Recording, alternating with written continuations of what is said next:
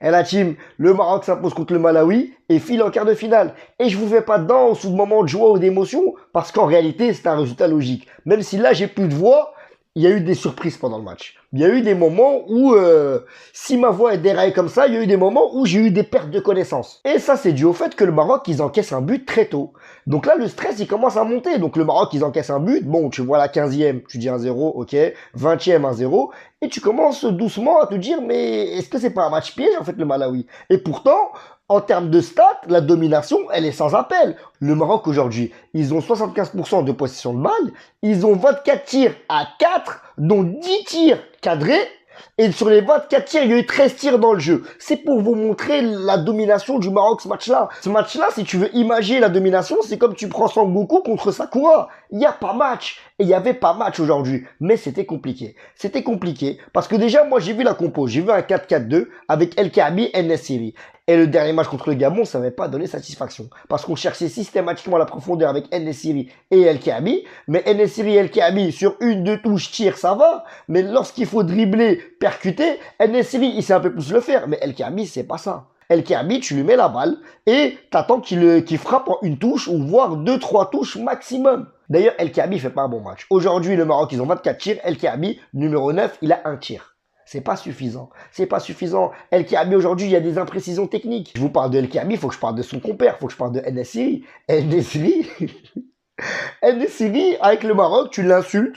Il marque, t'es content, et après t'oublies qu'il a marqué, tu le réinsultes. C'est un problème avec Nessiri, parce que Nessiri, il est imprévisible. On sait pas ce qu'il fait, même lui, il le sait pas, son corps le sait pas, personne le sait. Nessiri, je vous ai dit, c'est l'un des footballeurs les plus imprévisibles de la planète. Nessiri, c'est Naruto Uzumaki, je vous le dis. Et j'ai fait des compiles où il y a des actions, mais ça sort tout droit de Naruto.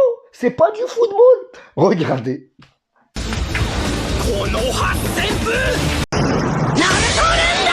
Bon, après, Nessiri, il revient de blessure. Il réenchaîne les minutes. Là, il marque. C'est bon pour la confiance. Et je suis d'accord qu'en Liga, Nessiri, c'est un top attaquant. En Afrique, Nessiri, c'est un top attaquant. Mais il y a quand même une différence entre le Nessiri de Séville et le Nessiri du Maroc. Il y a plus de déchets chez le Nessiri du Maroc. Même si, globalement, il fait un bon match. Parce qu'il marque ce but. Il marque pas ce but, c'est une autre histoire. Et je vais enchaîner, pas en tant que flop ou en tant que top, mais le match de Bounou, il n'a pas été rassurant. Bounou, ce match-là, c'est vrai que déjà, on se mange un but. Sur une frappe lointaine qui était imprévisible. La frappe lointaine, elle part, elle est belle.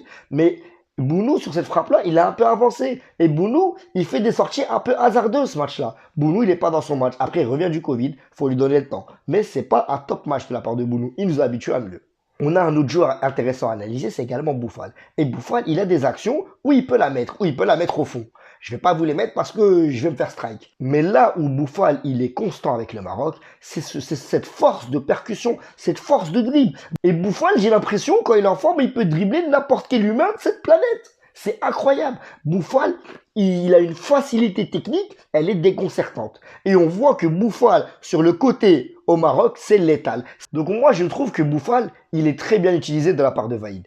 Et globalement, il fait des bonnes perfs. Et puis, on a l'homme du match, le man of the match, l'homme du match. On a Hakimi. Si je dois retenir une performance, c'est la performance de Hakimi.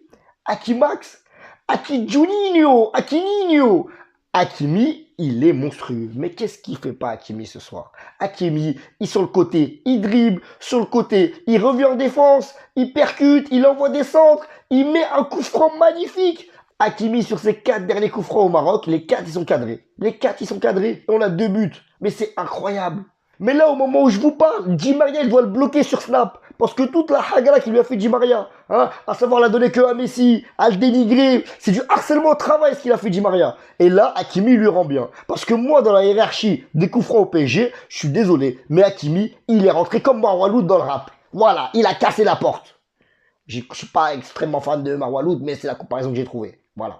Et on sent que cette équipe, elle tourne vraiment autour de Hakimi. Elle tourne autour des montées de Hakimi. On le voit quand Hakimi monte. On a Amala qui descend, qui vient défendre. On a Hakimi qui monte, qui combine avec les attaquants devant, comme à l'image de El Kaabi sur cette action. Ça combine bien. Hakimi dans cette équipe, c'est en train de devenir un leader. Hakimi, quand le Maroc il sort en galère, c'est lui qui les sort de la galère. Hakimi, il fait une canne, elle est incroyable.